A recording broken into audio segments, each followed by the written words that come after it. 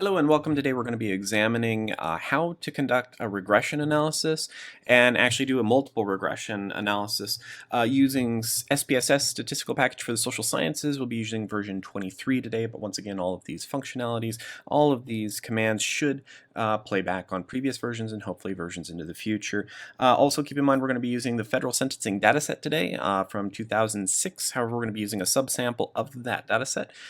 Keep in mind that we're going to be playing with some things that may not be theoretically sound just for demonstration purposes. So let's go ahead and get into it and let's talk very briefly about what regression is. Essentially what regression is going to do is it's going to help us to predict or explain a relationship between two variables. Now primarily the relationship between two metric level variables, interval or ratio level variables, is really what we want to focus on. So to really start the analysis, we would primarily want two metric level variables. So interval ratio works wonderfully. You can have independent variables that are categorical. You can also do ordinal, however, it's preferred to be kind of theoretically and mathematically consistent to code those into categorical variables. Some individuals do use ordinal level variables, however, if there's a theoretical reason and if the data fits very nicely. But for just talking about general models, playing around, understanding what they are, we will be using today two ratio level variables, or I should say two metric level variables and two nominal level variables as our independent predictors. And we're going to be explaining as our dependent variable months in prison today. So how many months in prison did an individual offender or did these offenders spend, and how are those months in prison explained by various factors. So let's start off with just running a basic multiple or a basic regression analysis between two variables, both metric level. And what I want to do is I want to take a variable on here, x-SOR, which is the final offense level. It's a metric measurement, a scale essentially of how severe the offense was essentially. And I want to use that to predict months in prison or how long the individual was sentenced to prison. So theoretically we would expect that more severe, so a higher level on the offense level, would lead to a larger or more months in prison sentence. So what we're going to do is let's run this. Let's examine the relationship between this final offense level and how many months someone is sentenced to prison. In order to conduct this a simple regression analysis, what we're going to do is we're going to go up to Analyze. We're going to drop all the way down and we're going to go to Regression. We're going to slide across and go to Linear. Now later on in another video, I'll discuss how to run a logistic regression. But for right now, we have two metric level variables, they're independent or ratio level variables, or let's go ahead and run a linear. Okay, it's going to be the appropriate statistic, appropriate method here. So what we want to do is our dependent variable is going to be our months in prison. So we're going to go over here and pull that variable over. And x-SOR is that final offense level that we were talking about right here. And we'll pull that over into the independent box. So it's basically these factors are going to be explaining the dependent variable. So at this point, let's just go ahead and run it, keep things nice and simple. We're going to get a whole bunch of output here, and let's walk through what this is. So this first box tells us what variables were run in this model. So in this case, the dependent variable it's telling us is the total months in prison. So that's what we're explaining, are the number of the length of the sentence essentially that the individuals received. And the variables entered are the variables that are in the model. In this case, we only have one other variable explaining the months in prison, and this is final offense level. The second box here is the model summary, or really the model statistics. This tells us as a whole how well our variables did. In this case, we only have one final offense level, did in explaining the dependent variable, in this case, the number of months in prison.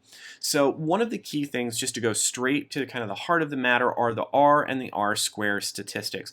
Now what this does is it tells us out of a percentage of all the variation in sentences. So all the sentences deviate. You get some people have very low sentences, you get some people have very high sentences. And all of that variation, the differences between all those sentences, that's what we're really trying to explain. We're trying to explain the difference between why someone got a very low sentence and why someone got a very high sentence.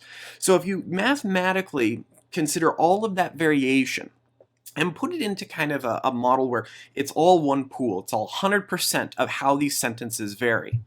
The R square and the adjusted R square statistic essentially try and tell us what percentage of all of that variation is explained by the variables that we have in our model. So it's since it's a percentage, it's out of 1. So our R square value is 0.427. This means we explain 0.427 of that variation, or converting it into a percent, 42.7%. Once again, I'm just moving the decimal over 2 spots. So think about this. For all the variation between all of the sentences, just this one variable, final offense level, the severity of that offense, explains 42% of all of the differences, all the mathematical differences between all of these sentences. Realistically, that's pretty good, and we would expect this because judges are going to look at how severe that crime was in sentencing this individual. It should be one of the driving key factors in sentencing. So theoretically, this makes sense, and mathematically, it seems to back and support that kind of theory. So the R square is once again this kind of measure of how much in all the variation between these sentences, the dependent variable, whatever you're explaining, how much is explained by your independent variables. Now this adjusted R square we will use when we have more than one variable in here. And the key is that this, as we keep adding in factors, there becomes kind of an inflation. There's additional, just by random chance, additional variances explained in the sentences. So the adjusted R square, when we have a lot of variables in there, a lot of independent predictors, as we'll do here in a minute, helps to kind of give us a more conservative estimate. So if you have only one variable in your model, you can go ahead and use R square. However, if you have more than one independent variable, use the adjusted R square. All right, so if we go down, this is an analysis of variance in our model. The big thing we want to look at here is that this significance, or the F-stat is significant. So in this case, we're below the 0.05 threshold. So we should feel good that there's something in our model, there's something in what we ran that's statistically significant.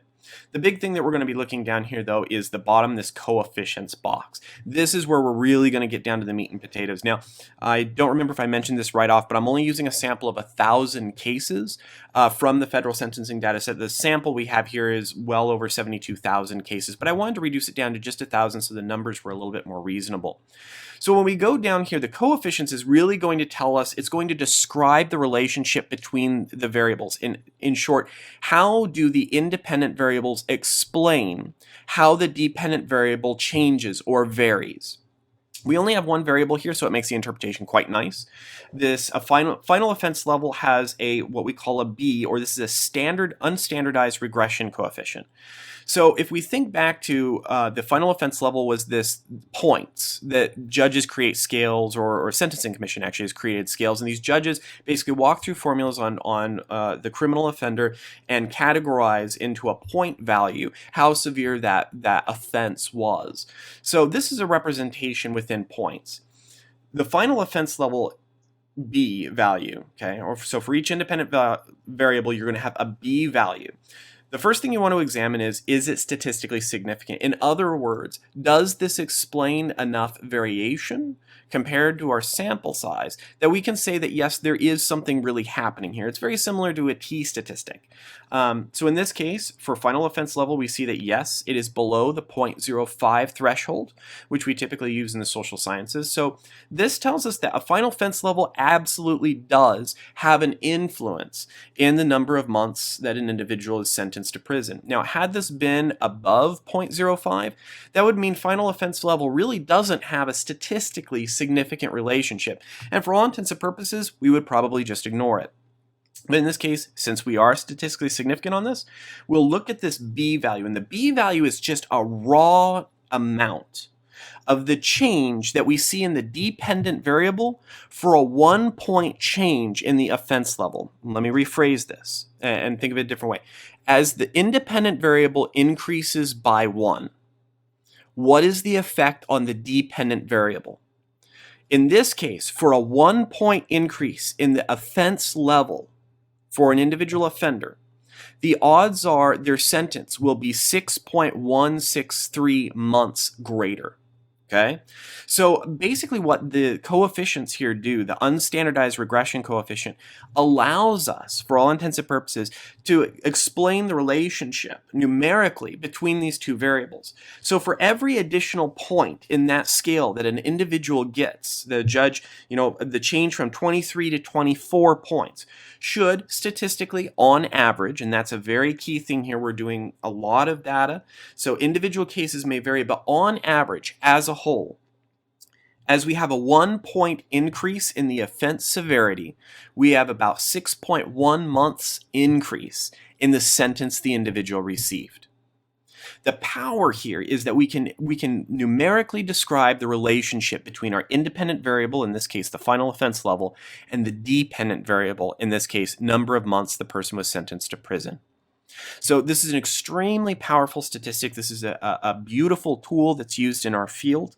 However, we're only running one variable here. Let's run a model where we actually incorporate multiple variables, because this now becomes a multiple regression model, and we can actually control for other factors. This is really kind of a gorgeous process. So I'm going to close out of this window, okay?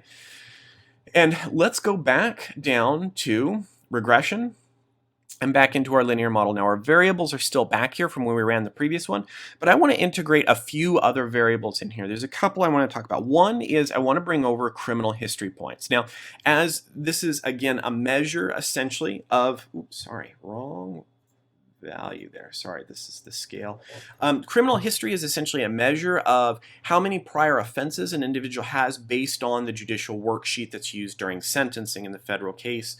So this is similarly a point value. Higher points indicate that they have a longer or a greater criminal history. In addition to, within sentencing, we sometimes want to investigate factors that might be what we call extra legal variables. So in this case, what I'm going to do is I'm going to pull in two for a particular reason to kind of demonstrate a new type of variable. I'm going to pull in race dichotomy, and remember from previous videos, this is a dichotomous operationalization where 0 is Caucasian white individuals and 1 are non-white individuals. It's a very crude measure of race and ethnicity, simply as what I want to do is I want to bring in a dichotomous variable. And keep in mind, it's very important that 0 is Caucasians, whites, and 1 is non-whites. And you always, whenever you're doing a regression, and this is absolutely key, for any dichotomous variables, you always want to go 0, 1. This gives you a particular property that we want to use within these models. Also, I'm going to bring in gender. Now remember, once again, male is 0 and female is 1. So what we're going to do is we're going to investigate all 4 of these variables at a time and the impact it has on the number of months someone spends in prison. So let's run this model. And we'll see once again that it's going to tell us the dependent variable and number of months in prison, just like we did. However, now we have a variety of different variables: the defendant's gender, the offense level, this dichotomous race variable, as well as the criminal history points that were applied to the individual. We go down here and we find that with these, our R-square has not changed, but once again, we want to be now be using the adjusted R-square value because we have multiple variables in here, and this helps to correct me. It's a little bit more conservative when we have various more than one variable within our model. So, but notice and if I remember correctly, it seems like it's decreased. It could actually be some of these variables are introducing a little bit of noise around that model. But once again, so all of these variables together explain about 44.5% of all the variation in sentences that exist. Our analysis of our ANOVA is statistically significant, so we can move on, and we know something down here is worth looking at, and lo and behold, let's take a look and see what we have. So once again, these are the variables that we ran in the model. These are the unstandardized regression coefficients, so the amount of change we have in our dependent variable for every level of a 1-point change in the independent variable. So the first thing we want to do is look over here on the right-hand side and see which variables are statistically significant. We find out that offense level is statistically significant, as well as the criminal history points in the model. However, we find that gender as well as race are not statistically significant. They are above 0.05. So in this point in time, we actually would exclude these from the analysis. We don't want to examine these because they do not have a big enough effect that we really feel that this is a statistically significant impact. So going up here, interpreting these two variables, we find that for a 1-point change in offense level, 6.1 increase or 6.1 additional months, the individual sentenced to prison. And for every additional point applied to the criminal history scale, we get a 2.45 increase in the number of months the person is sentenced to prison. Now, the beauty about a multiple regression model like this is that all of these variables are controlling for the other factors. So when I say that for every 1 point of increase in offense level, you get 6 additional months in prison, this is with all other variables being controlled for or explained. So in this case, this is taking out any impact gender would have, taking any impact of race, taking even impact of criminal history points. So these beta value, or pardon, these B values essentially are telling us how strong the variable is after all other variables get a shot at explaining their chance essentially to explain the dependent variable. So this is controlling for all these other factors. This is a really powerful element of multiple regression because we can control. Once again, we talk about studies. Did you control for this factor or did you hold this factor constant? And this technique is doing that.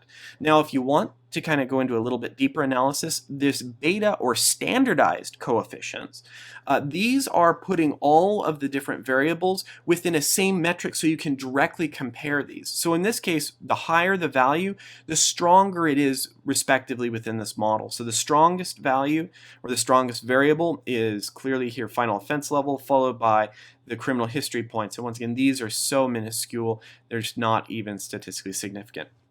Now, I do want to do something very quick simply for illustration purposes. Keep in mind, in this case, both gender and race are not statistically significant in this situation. However, I do want to point out how we would interpret this coefficient had this been statistically significant. So this is a no-no because they are not statistically significant. However, had these values been below 0.05, how would we interpret these coefficients?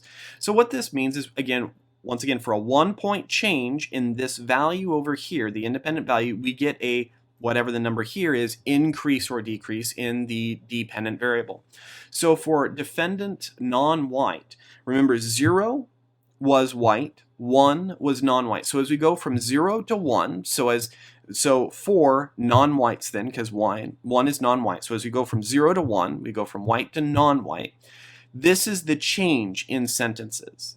So non-white individuals, on average, receive almost 3 months more than white individuals. You see how the logic there works? As we go from 0 to 1, the sentences, the dependent variable changes by that amount. In this case, almost 3 months. So we could basically make the argument that, in this case, non-white defendants receive about 3 months additional sentence and this is, keep in mind, controlling for all other factors. So this is controlling for final offense level, that's set aside, controlling for criminal history points, and controlling for gender. Well, once again, we can't do that because it's not statistically significant. For gender here, remember 0 is males and 1 is females. Notice how this variable or this coefficient is negative. So that means there's actually a decrease in the dependent variable, a decrease in the number of months.